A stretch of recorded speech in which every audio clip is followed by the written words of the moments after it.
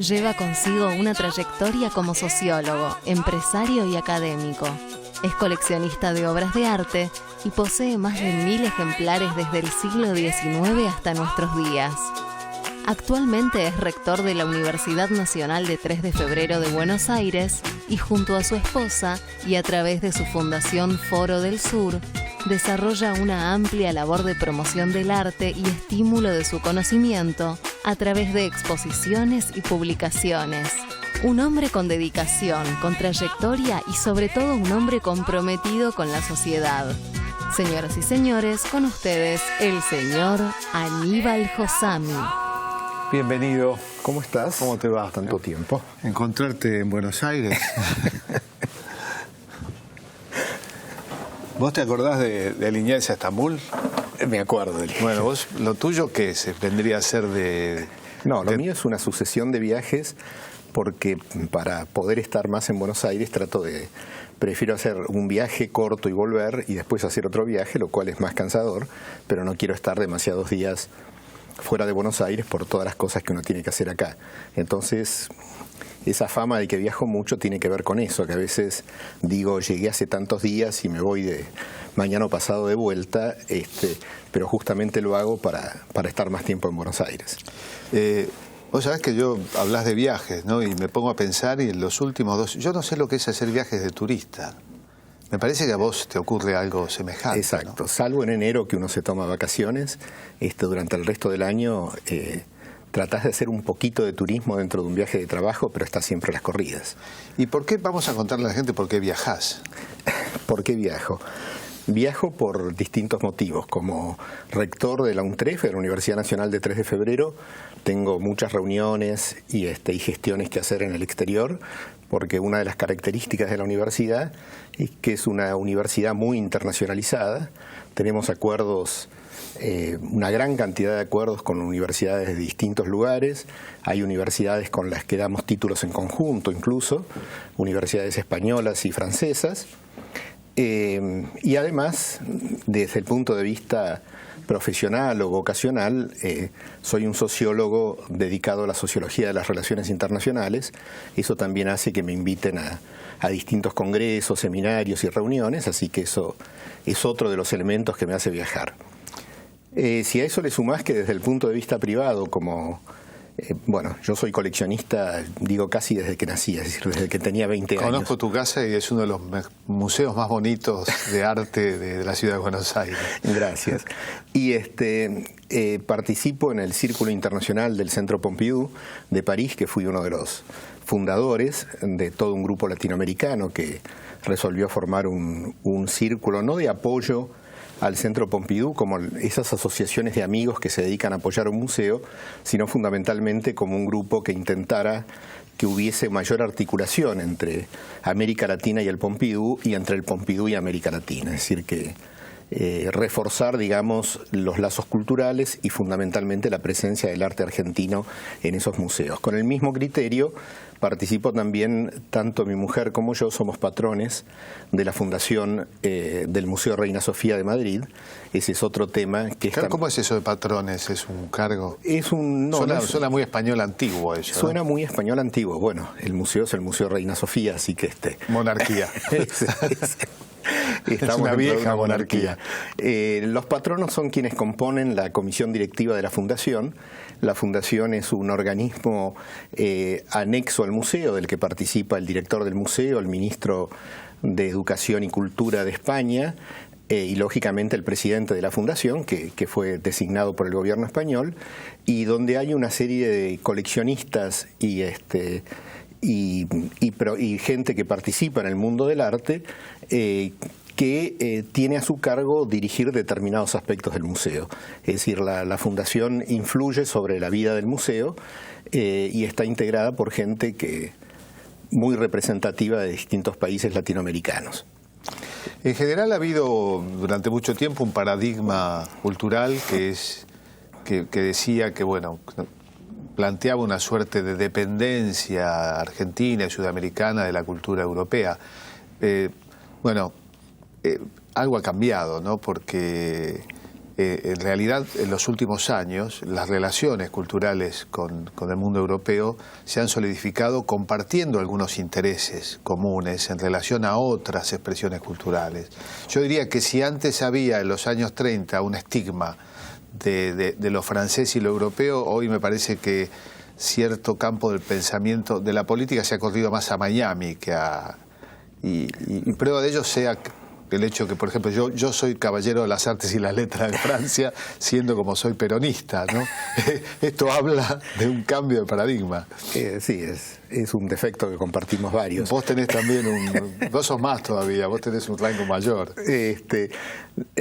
Mira, lo que acabas de decir tiene que ver con un tema que creo que lógicamente iba a salir en la conversación esta, que es de lo que podemos hablar después, que es la Bienal de la UNASUR o la Bienal de América del Sur, porque lo que vos planteás es cierto.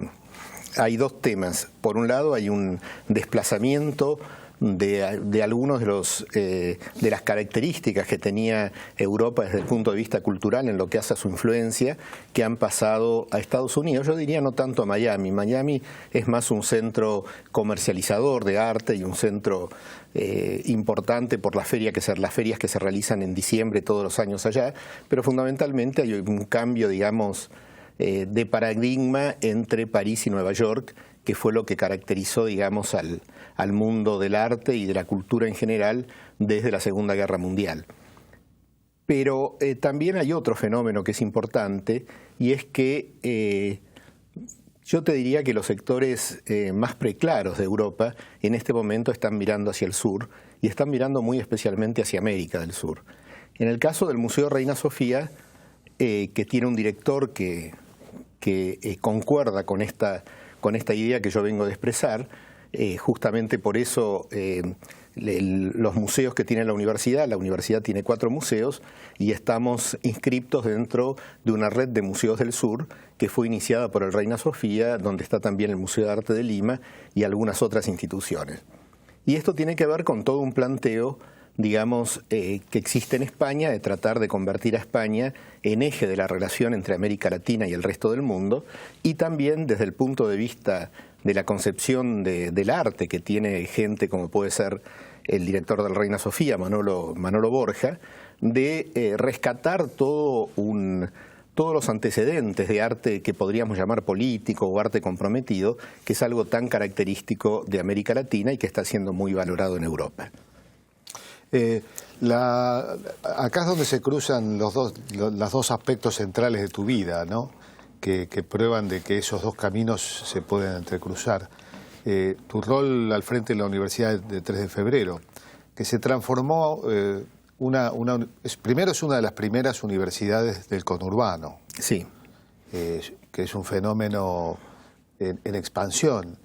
Se han inaugurado en los últimos 12 años unas cuantas, ¿no? Unas cuantas, sí, no recuerdo el número exacto. Pero 3 de febrero es una de las primeras. Sí, es la primera de la segunda camada. Está Lomas de Zamora, que es de claro, Lomas de Zamora fue anterior, después vinieron algunas. Lanús. Sí, Lanús es más o menos de la misma época que 3 de febrero.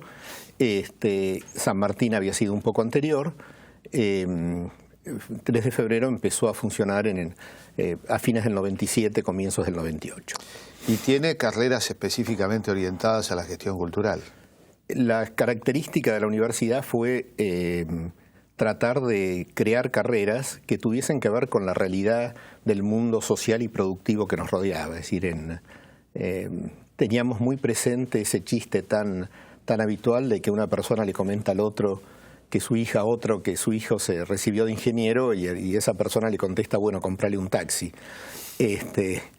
Eso que se aplicaba de mala manera a la ingeniería, porque la ingeniería es una de las carreras que más se necesita en la Argentina, sin embargo sí tenía que ver con muchas carreras que estaban superpobladas y donde no estaba muy claro cuáles eran las reales posibilidades de incorporación al mundo productivo y profesional que podían tener los graduados. Entonces creamos muchas carreras que tenían que ver justamente con eso, con carreras que tuvieran una rápida salida laboral o carreras que llenaran un vacío que no estaba cubierto desde el punto de vista académico universitario. Y dentro de ese planteo hay varias carreras que tienen que ver tanto con la gestión cultural como con artes electrónicas, ingeniería de sonido, ese tipo de cosas. El alumnado de 3 de febrero, como el de otras universidades, ¿tiene características particulares, diferenciadas de lo que es un alumno universitario de la UBA? Sí, tiene la principal característica diferenciada es que más del 80% o quizás más del 85% de nuestra matrícula es de jóvenes que vienen de familias donde nunca hubo un universitario. Años atrás, cuando yo estaba en el Ministerio de Educación, hicimos una encuesta y en ese momento el 75% de los alumnos de la Universidad de Buenos Aires venían de hogares donde padre y madre eran universitarios o por lo menos uno de los dos integrantes de la pareja sí había sido universitario. Eso da un panorama desde el punto de vista social y desde el punto de vista sociocultural totalmente distinto para una universidad como la UNTREF. Lo que uno nota caminando a estas universidades, cuando he tenido la suerte, bueno, 3 de febrero es una de las que más veces estuve y hablaremos de por qué. El alumno cuida el lugar mucho, hay como una gran responsabilidad social, una suerte de valoración. No desmerezco para nada a los alumnos de la UBA, ¿no? Pero tal vez tiene que ver con las gestiones y tampoco soy un experto del tema. Pero uno ve, por ejemplo, los grafitis en las paredes, cierto descuido del material de uso en la UBA que no se ve en las universidades. Claro, eso tiene que ver con dos cosas. Por un lado, que los alumnos ven que realmente con mucho esfuerzo y gracias a una gestión muy ardua, las autoridades de la universidad logran tener nuevos edificios, encarar nuevas obras y demás. En todos lados hay un cartelito que dice dentro de la universidad, esto lo hemos construido entre todos, cuídelo. Pero en realidad creo que quizás los cartelitos no hubieran sido necesarios porque se nota un cariño de la gente, de los alumnos con la institución. Y por otro lado también, algo que tuvimos muy en cuenta es que esos alumnos que venían de hogares humildes tenían derecho a tener en el lugar que estudiaban la dignidad que lamentablemente no podían tener en sus casas. Entonces, mucha gente se ríe de esto, pero una de las cosas, de las tareas que yo me he autoadjudicado como rector es recorrer los baños de la universidad. Parecerá una tontera, pero si no lo hace el rector, quizás no, bueno, tendría que explicarle a alguien que lo hiciera, pero esos detalles tienen que ver con que justamente lo que queremos es que los alumnos, por lo menos en las horas que pasan en la universidad, vivan en un nivel, estén, digamos, habitando un lugar con un nivel de dignidad desde el punto de vista material que lamentablemente en muchos casos no pueden tenerlo en sus casas. Y bueno, yo he sido durante años profesor de la Universidad de Buenos Aires y la última clase que di antes de irme de la Universidad de Buenos Aires la tuve que dar en una escalera porque las aulas estaban tan sucias que realmente era como difícil entrar, era como una alfombra de suciedad.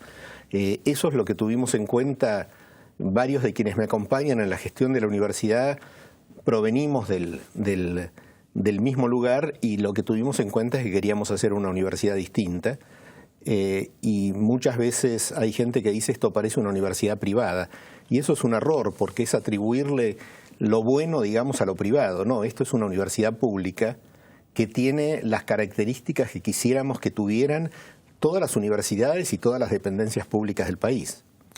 Yo recuerdo, bueno, también fui profesor universitario en La Plata en los años 90 y recuerdo que viviendo en Buenos Aires yo tenía que poner dinero para ser profesor, o sea, lo que ganaba era inferior a lo que gastaba en viajes para ir a La Plata.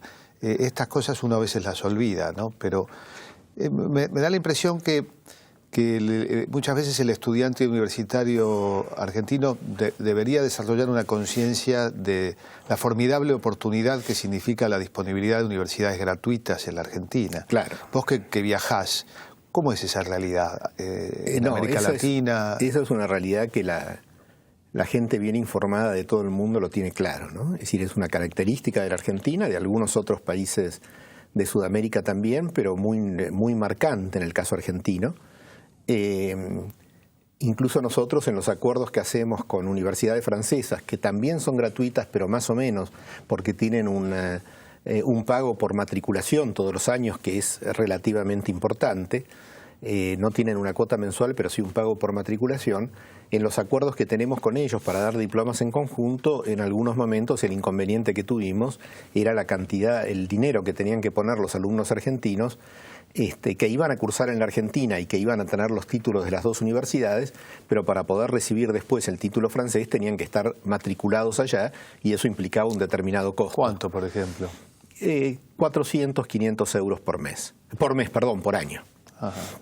Sí, Es decir, no es una suma lógico, importante, pero comparado justamente por el tipo de alumnos que teníamos nosotros, esa suma, traducida en pesos argentinos, les resultaba bastante difícil y en algunos casos la universidad se hizo cargo de eso justamente para poder permitirle a ¿La universidad pagó esas matrículas? Al comienzo de este programa lo pagamos justamente porque queríamos poder brindarle a los alumnos, al alumnado, esa posibilidad, digamos, de que tuvieran una doble titulación y un título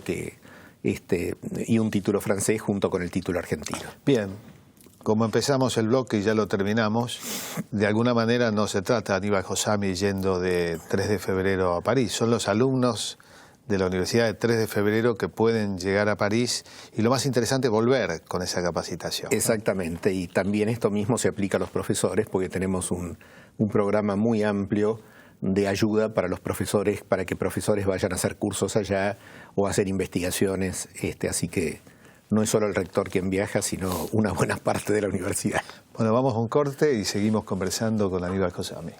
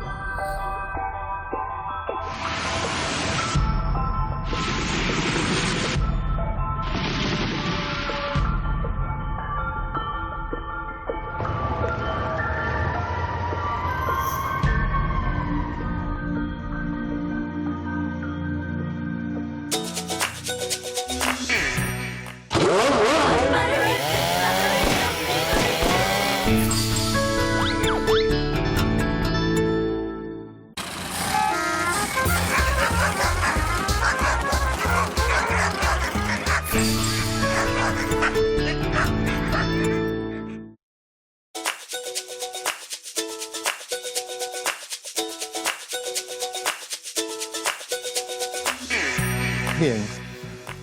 Me interesa en particular la vida cultural que se despliega en torno a la Universidad de 3 de Febrero y a tu pasión, porque es una pasión por el arte, ¿no? Estar en este momento con un proyecto de bienal, que más que un proyecto, ya estamos. Sí, no es un proyecto, es decir, no es la universidad la que está. Ajá. La bienal es una bienal decidida por el Consejo de Ministros de Cultura de la UNASUR, previamente por el Consejo de Presidentes de la UNASUR y también por la Secretaría General de UNASUR, cuyo titular es Ernesto Samper, el expresidente colombiano. Y el Consejo de Ministros de Cultura de la UNASUR me designó a mí director general de la Bienal de Arte de la UNASUR, que debería hacerse en septiembre-noviembre del 2017. En realidad el pomposo título de director general no concuerda con la realidad porque en realidad soy el organizador, no hay que dirigir, sino que hay que crear. Una buena pregunta sería decir por qué hacer una bienal y te la podría contestar desde distintos puntos de vista. Yo creo que estamos en un momento en el cual América del Sur vuelve a tener una importancia en el mundo que lo está visualizando como una de las áreas de paz, una de las áreas de democracia, una de las áreas con mayor cantidad de riquezas naturales que, independientemente de nuestros problemas políticos, van a hacer que en pocos años más toda la situación de la región sea mucho más floreciente de lo que puede ser hoy. Y en ese marco también se están dando los caminos, creo que hacia una integración cultural. ¿Por qué? ¿Y por qué es importante la cultura al hablar de integración? Porque América del Sur no tiene los problemas que tenía la Unión Europea cuando se creó, de superar el viejo enfrentamiento entre franceses y alemanes, resolver los problemas fronterizos. Los problemas fronterizos en Argentina, en América del Sur, están resueltos, no hay antecedentes de guerra, somos claramente una zona de paz. Lo que falta es una integración cultural que a un ecuatoriano lo haga sentirse mucho más cercano de un argentino, a un brasileño mucho más cercano de un peruano y así sucesivamente.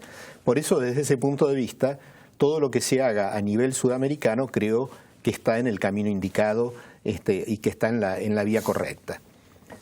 Desde el punto de vista, si lo analizamos desde el punto de vista del arte, yo últimamente uso una anécdota un poco, o hago una comparación un poco quizás simple, ¿no? Estados Unidos tiene un presidente negro. Sin embargo, si alguno de nosotros dos fuese afroamericano, no creo que eligiera Ferguson como lugar para irse a vivir, a pesar de que el presidente es un negro. Con el arte sudamericano pasa lo mismo. Hay muchos artistas sudamericanos muy famosos en el mundo, con mucha repercusión y hasta con precios millonarios para sus obras. Pero eso no quiere decir que el arte de América del Sur haya ocupado el lugar que tiene que ocupar. Eso no quiere decir que no solo hay grandes artistas sudamericanos que no están representados en los museos importantes del mundo, y no solo estoy hablando de un Berni, sino de un Reverón, de un Portinari, de un Di Cavalcanti, de un Fernando de Cislo.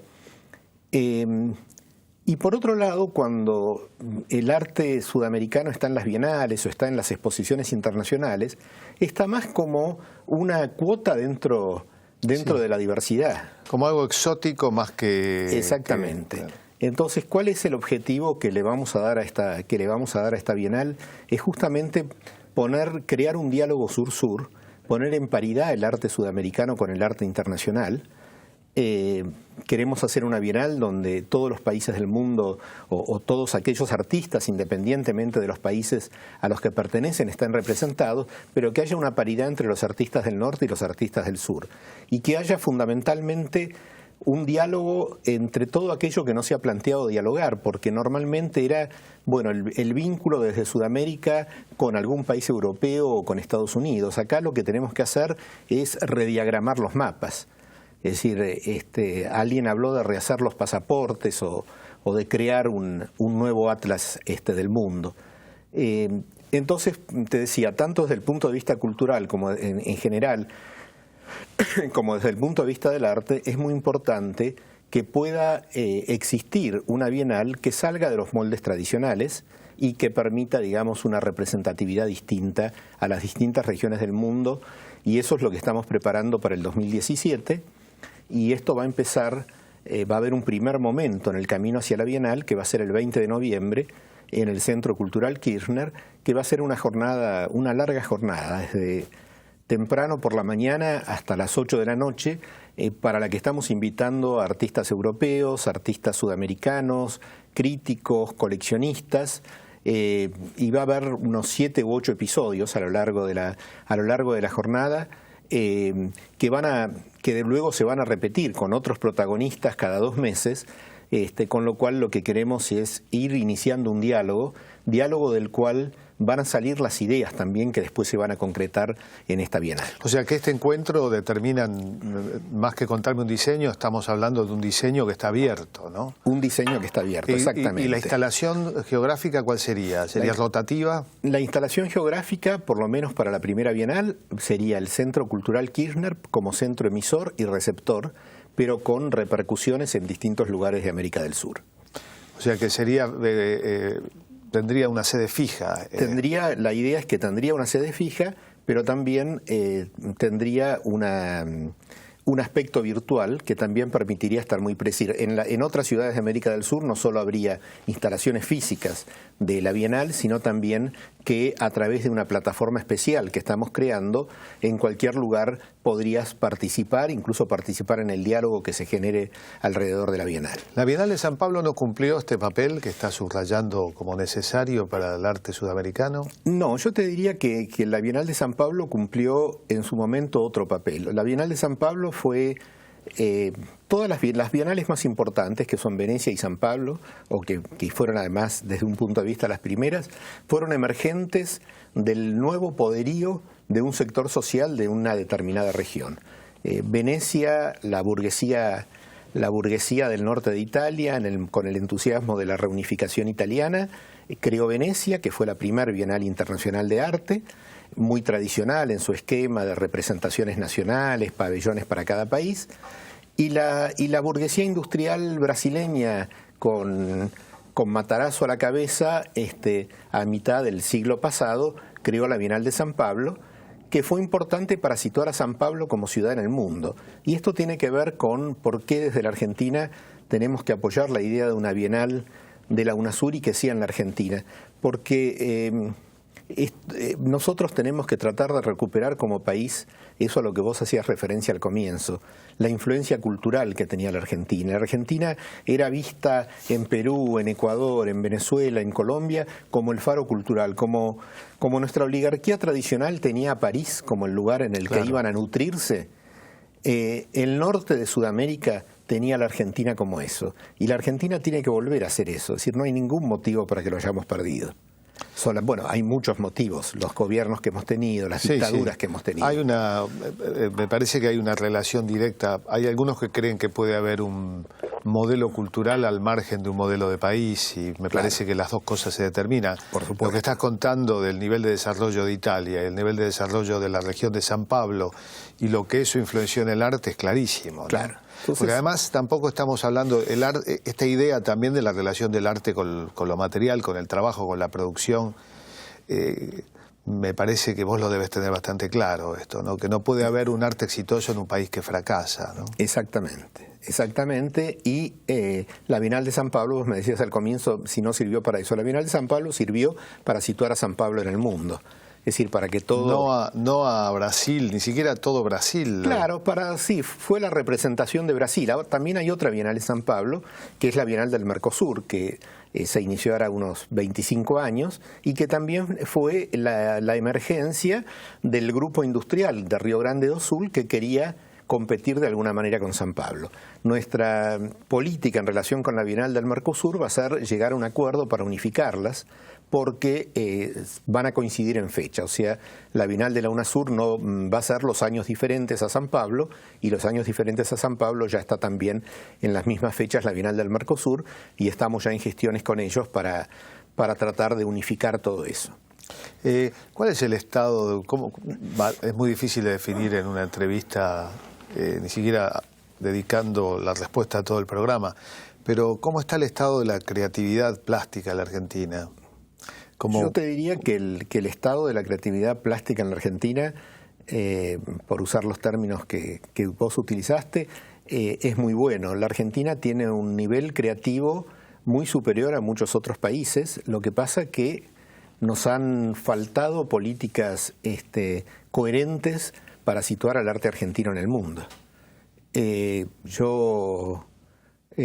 Vos lo sabés mejor que nadie, estuviste a cargo del aparato cultural y colaboramos mucho, hicimos muchas cosas en conjunto entre la Secretaría a tu cargo y la universidad, y siempre yo planteé desde la universidad que la universidad estaba tratando de colaborar en aquello que veíamos que era un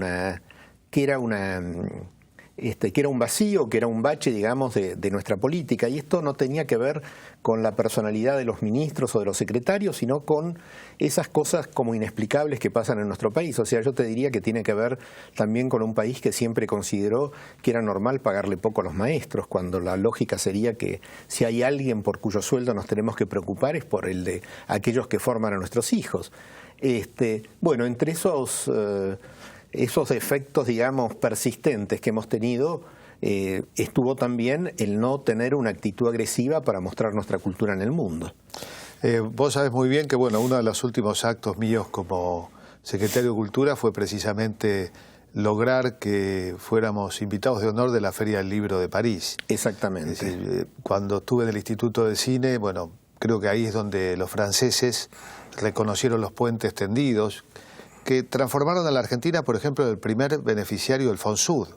Porque no es que uno debe ser reconocido por Francia por lo que hace por Francia, No. sino por los puentes que tiende y puentes equilibrados, donde el puente no sea, digamos, sea un verdadero puente y no una autopista de una sola mano. Pero es muy difícil entender esto, y además es muy difícil que la sábana cubra el amplio espectro de las deudas pendientes, deudas que no se pagan en 12 años, ¿no? Deudas internas, políticas federales inexistentes, deudas externas, políticas de construcción que no son externas, que son de la patria grande. Y luego decir, bueno, con todo lo que falta de políticas federales, tener que hacer, ¿para qué ir a Francia? Yo me acuerdo que los periodistas me decían, ¿para qué van a Francia? ¿Para qué vamos a Francia? Es muy simple, vamos a Francia para instalar a nuestros autores, instalar nuestros relatos, y eso es instalar a la Argentina. Claro, exacto. La famosa batalla cultural es tal vez la única de las batallas políticas que se libra en todo el planeta, no se libra solamente. Pero además eso es lo que esperan los europeos. Los europeos no esperan que les pidamos cosas para que nos las vengan a dar aquí, sino que llevemos allá, porque eso es lo que... Yo tuve varias reuniones la semana pasada, se hacía justamente en París la Feria Internacional de Arte Contemporáneo de París. Tuve ocasión de discutir y charlar con muchos artistas y con críticos europeos, y era unánime, incluso se reflejó hasta en algún artículo en diarios franceses que hacían referencia a esos encuentros que yo había tenido, el entusiasmo por lo que yo planteaba del diálogo sur-sur, porque además también buena parte de los artistas que hoy están en Europa provienen de países del sur. Y lo que mucha gente está viendo es que la creatividad en este momento está mucho más en el sur que en el norte, porque el norte ha llegado a un nivel de exceso de comercialización del arte, de exceso de una difusión del arte que le hace perder su sentido. Entonces también lo que creo que el mundo espera del sur es que volvamos a recrear un sentido estético del arte, o dicho más poéticamente en las palabras de Paul Valéry, que volvamos a tener un sentimiento casi religioso hacia la búsqueda de la belleza.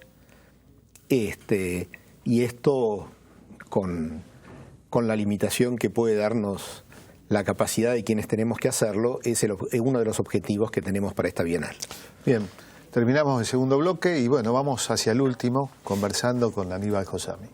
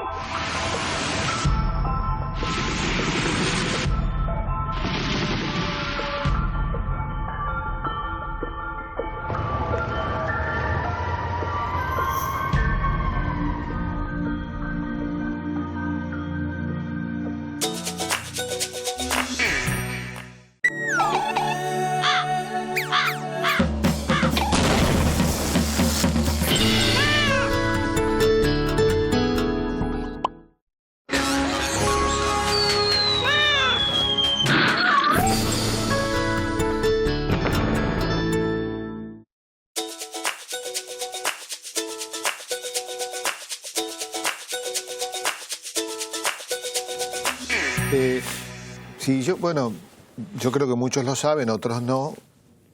Imaginémonos un país donde de pronto vamos al conurbano, un conurbano que suele salir en las noticias no siempre con buenas noticias, y encontramos una muestra de Picasso.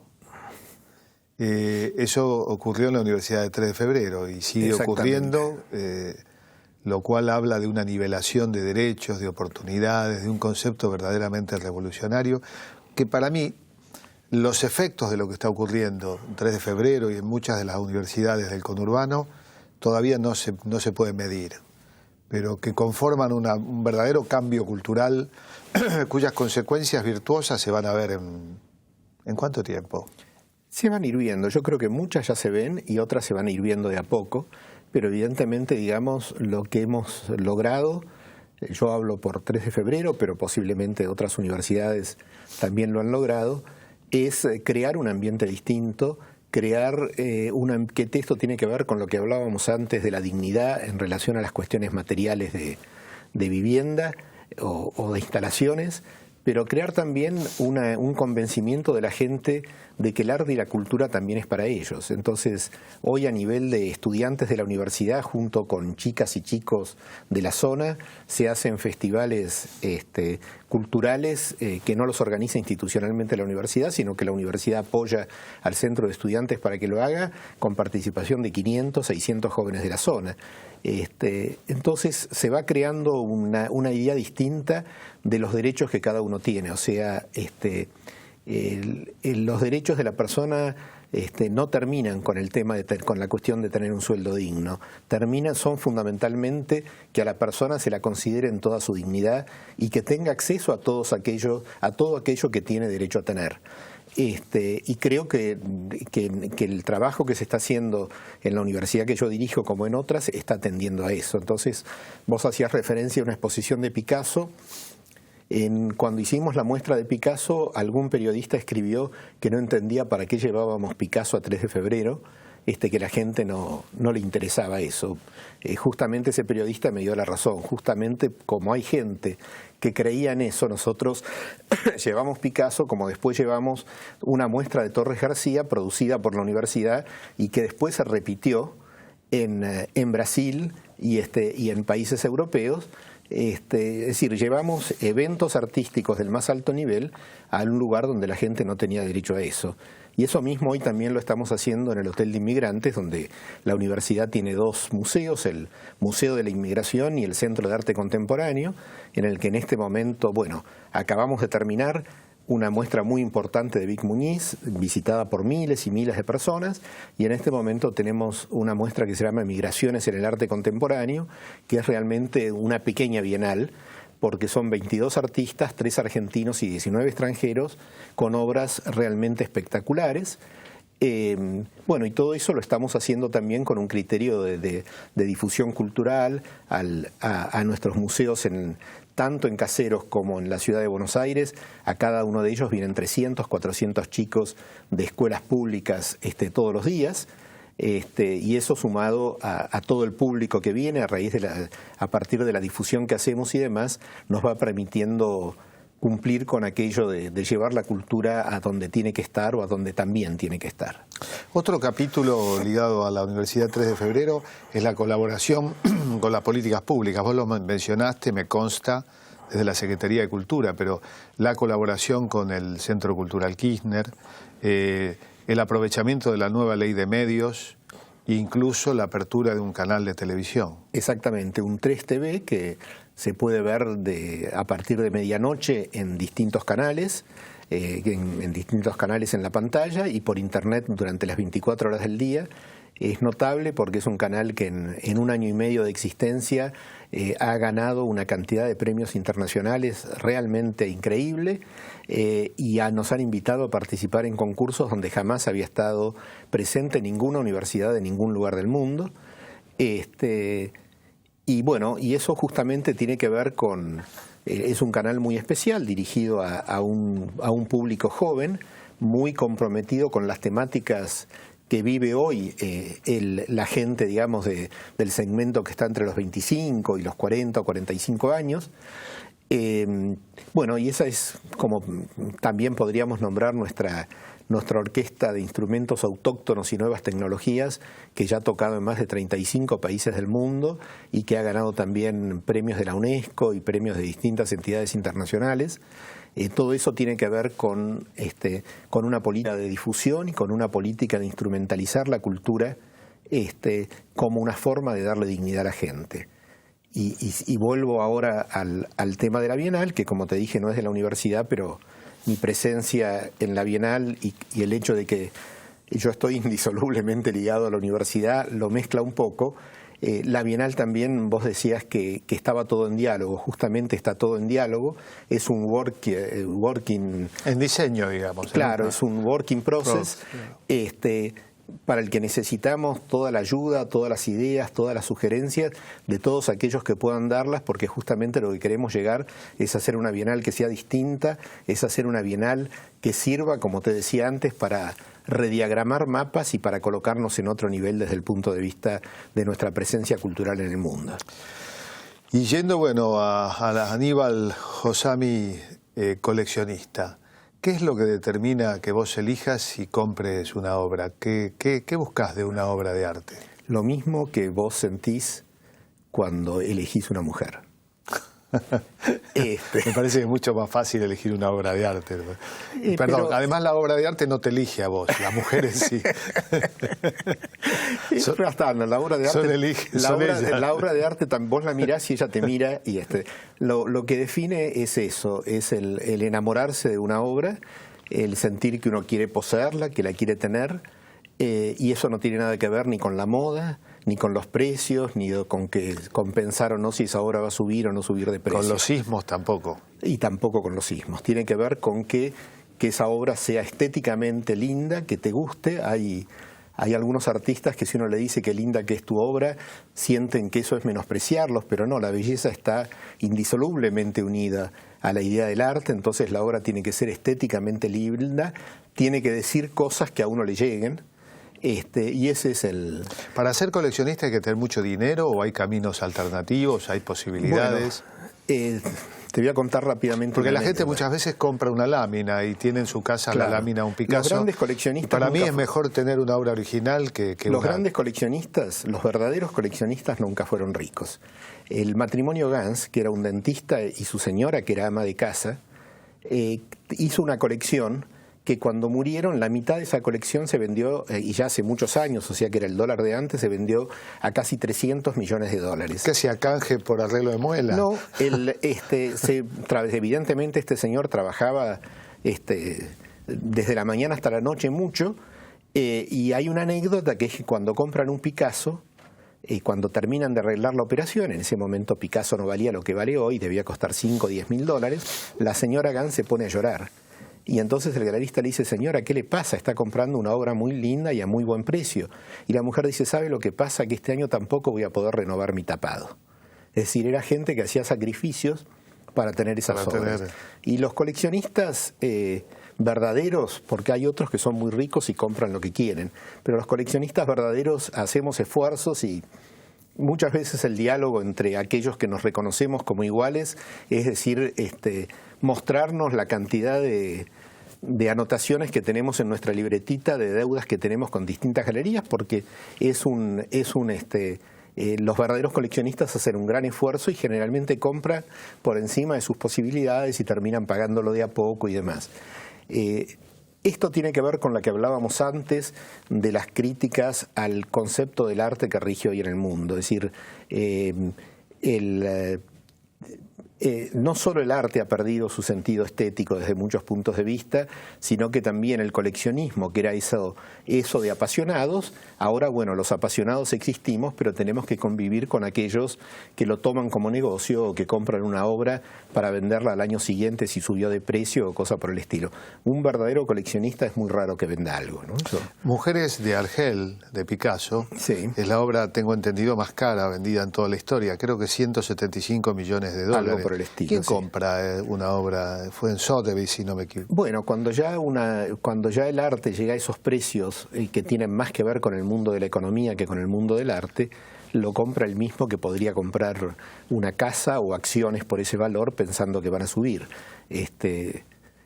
Hay muy pocos casos de gente que realmente lo compre porque admira realmente la pintura o porque se emociona frente a esa pintura, porque en general aquellos que se emocionan ante eso quizás no tengan esa cantidad, pero hay un desmanejo de las cifras de los valores del arte que tiene que ver justamente con esa degeneración, si se quiere, de lo que es realmente el mundo, porque cuando se llega a esos valores también ahí huele un poquito a lavado, ¿no? La cosa huele a... No sé si huele a lavado, pero lo que huele es que...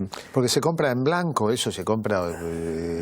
nunca compré un cuadro de $170 millones. No, por eso, pero conoces el ambiente, cuando en ese ambiente no se sigue. Esas subastas públicas... Después viene una obra, la obra más cara antes de Mujeres de Argel, no recuerdo... creo que el Van Gogh que había comprado el japonés y demás, pero el problema es que después también hay artistas que se dedican a crear un determinado, pues no hay ninguna duda que la obra de Picasso es una obra que merece ser carísima y que es muy buena, pero no opino lo mismo de las obras de Jeff Koons o de Damien Hirst, y que también valen millones y millones de dólares. Entonces, al lado del mercado de eso, integrado por esos coleccionistas que compran eso o que crean burbujas, de la misma manera que se puede crear una burbuja en el mundo financiero, crean burbujas en el mundo del arte, coexiste todo otro mundo, en que es el mundo del arte en serio, del arte y de los coleccionistas que, como te decía antes, a lo mejor hacen esfuerzos para comprar, y de los críticos que saben medir realmente la importancia de cada cosa. Y ahí volvemos a lo que te decía antes, ahí es donde el SUD tiene un rol para jugar. Bien, estamos llegando, uno siente que queda corto el programa para hablar de todas estas cosas. Bueno, te voy a dar de regalo muchísimas gracias. Mi novela El bombardeo, un poco de memoria sobre un hecho terrible, exactamente. Un hecho bastante olvidado, ¿no? Sí, es la primera vez es la primera novela sobre el tema, y no hay... en la Universidad de 3 de Febrero creo que creo que es la Universidad de San Martín, una universidad está produciendo una miniserie que yo escribí el guión, que se llama Las palomas y las bombas, que va a ser también la primera vez que se filma y el tema. No es una adaptación de mi novela, sino es la Universidad de 3 de Febrero. Ustedes están encarando muchas producciones audiovisuales. Estamos encarando muchas producciones audiovisuales. En colaboración con Cultura, con el Instituto de Cine y con Planificación. Exactamente. Con televisión digital abierta, en definitiva. Bueno, Aníbal, te agradezco muchísimo. Al contrario. Lo mejor es, la verdad que, suerte, o merde, como se dice, con la Bienal, que es realmente sembrar para que el arte sudamericano tenga el lugar que se merece. Gracias, Jorge, realmente un gusto estar acá. Empiezo ya mismo a leer este libro. Si viajás, sobre todo, es ideal para leerlo arriba de un avión. Es mejor estar abajo, es mejor estar arriba, que abajo. Es mejor estar arriba que abajo, sí. Leyendo este bombardeo libro. Se trata. Es como volando un avión, leer una novela sobre accidentes de avión. En este caso, bueno, gracias. ¿Sí? No, gracias a vos.